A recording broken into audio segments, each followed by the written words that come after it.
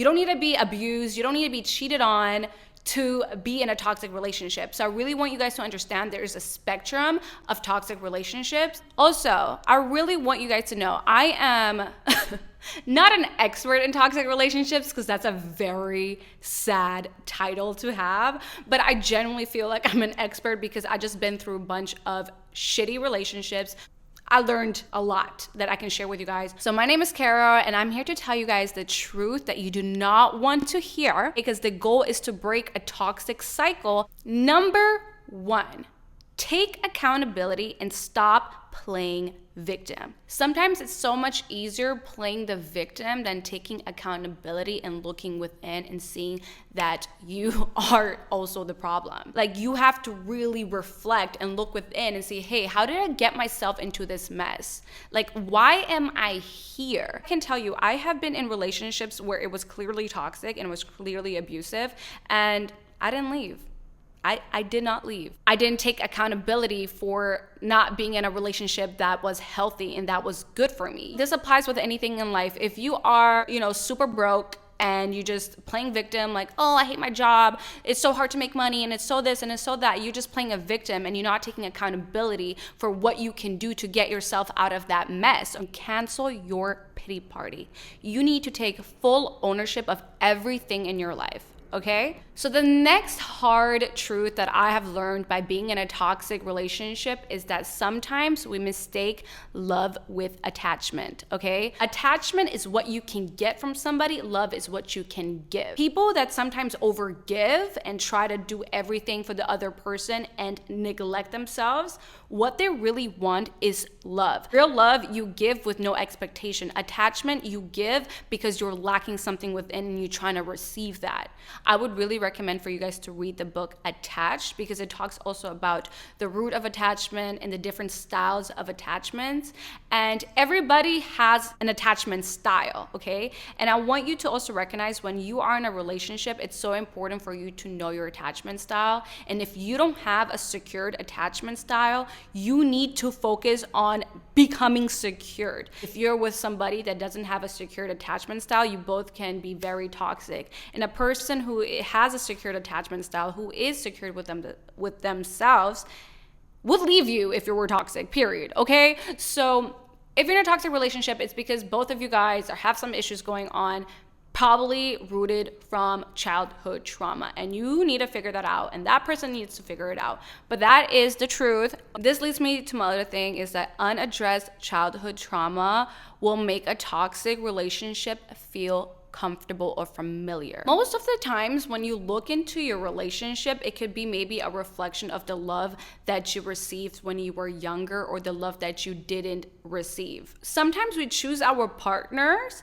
based on our parents. I know it sounds so weird, but I'm sure you guys heard that we choose men who are similar to our fathers, right? And sometimes we become like our mothers. And this is so true. You only know what you know. And if you were in a toxic relationship, you need to look within and look in your childhood and see what kind of love did your parents give you? How is the love that you lack projecting in this relationship? We choose our partners. If you choose a relationship that's toxic, it's because it's somewhat familiar to you, because deep down you don't think you deserve that true love, maybe because you never experienced it and maybe you never seen it be possible. This one is something that you just have to seek a therapist, because there's not much I can say. So, mothers and fathers out there, the way you love your child is really the way your child is going to look for love in the world. So it's so important to have a stable home for your kid, to love them properly so that they don't end up in toxic relationships, so they know what kind of love is healthy and worthy. So the fourth one is, nobody is your project and you're nobody else's project, okay? I want to make that very, very clear. If you're the overgiver or you're giving too much,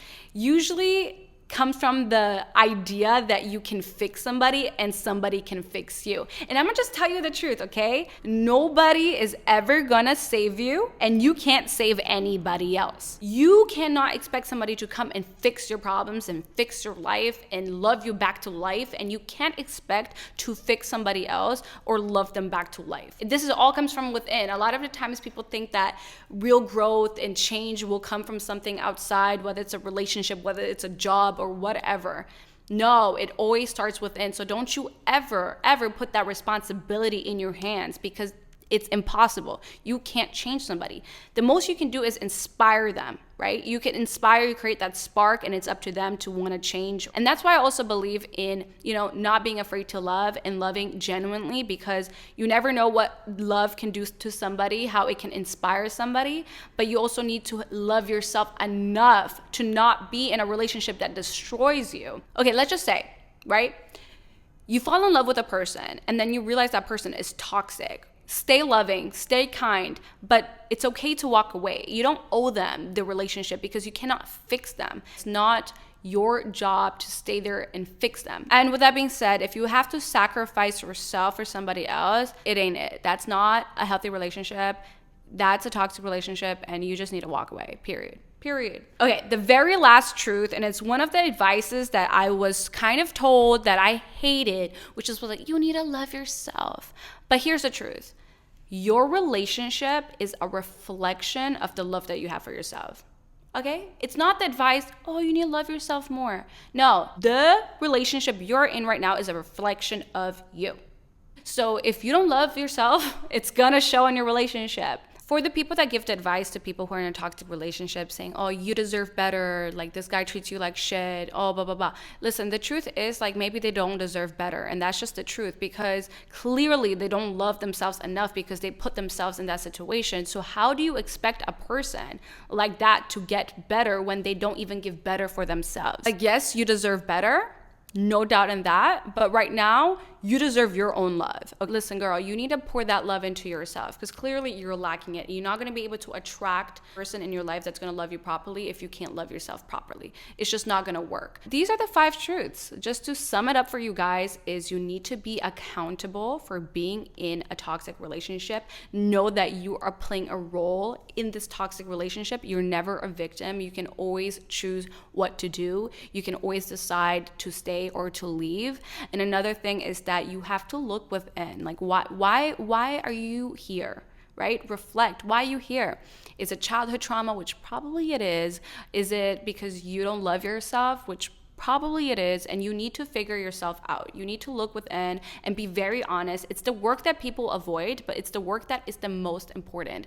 So, and again, I just really want to remind, sometimes it's easier being in a toxic relationship and playing victim than actually leaving the toxic relationship and trying to heal, because sometimes toxic is comfortable, and that's why a lot of people are in toxic relationships, because it feels more comfortable than trying to actually be by themselves. If you guys are interested in more content about relationships, you guys please subscribe, like. I am going to be sharing so much more of what I have learned, and not just relationships, but also like personal growth and all that good stuff, because I think life is all about learning. Okay, it's about trying to be better, but also realizing that we're always going to be on a journey being better. There's never going to be a destination where everything is figured out and everything is perfect. Love you guys so much, and I hope to see you guys on my next video. Bye.